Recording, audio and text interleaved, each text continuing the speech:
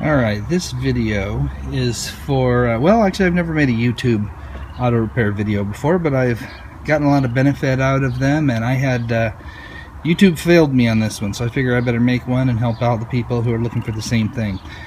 For the 2001 Ford Focus, you got two engines. You've got the dual overhead cam or the single overhead cam. The way you know if it's a dual overhead cam, see on the engine block there, or on the it says Z-Tech, that's the dual overhead cam. Most of those people who are trying to replace a PCV valve, if you go to YouTube right now and look around for help, it's going to tell you that the valve is right here, which it is on the single overhead cam. It is not that easy on the dual overhead cam. So I've taken a bunch of parts off here just to make it easier to see and to give myself a little more room to work. You don't have to take all this stuff off of there, but it's all pretty easy. Felt like it was worth it to me.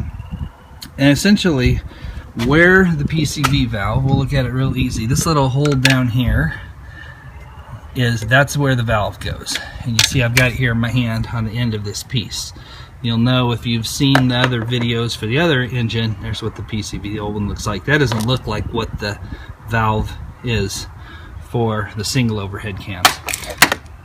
So it goes like this. You notice it connects to this little metal piece, and we're going to run it in, and it's going to go along under here. And then on the other end of this metal piece, I'm going to connect the PCV hose like this. Those are going to fit together. That runs around, back, behind, down by the air cleaner, and then we're going to stick it on the engine back under there. My hose, I couldn't see it when I pulled it out, but I am glad I pulled it out because it was a mess. It wasn't even helpful. Holes in it, it was collapsed, it was a mess.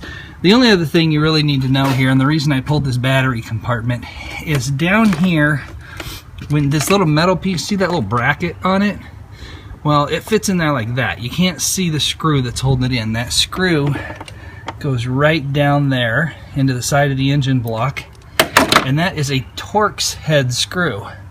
And I was going by feel. I couldn't figure out what in the heck kind of screw that must have been. So finally, when I pulled the battery box out of there, I could get a look at it from the end and figured out what kind it was. Let's see, what size was that Torx head? That was a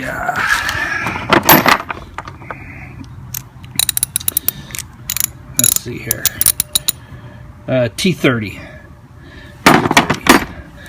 So let me start putting this back together, and we'll see how it all fits back. So here's the whole thing put back together. You can see now why I took that battery stuff out of there. It's pretty tight fit. Otherwise, everything was pretty straightforward when I put it back together. The only two wrinkles I had right here in the thermostat housing, there's a little rubber washer that goes in there, and it had fallen out.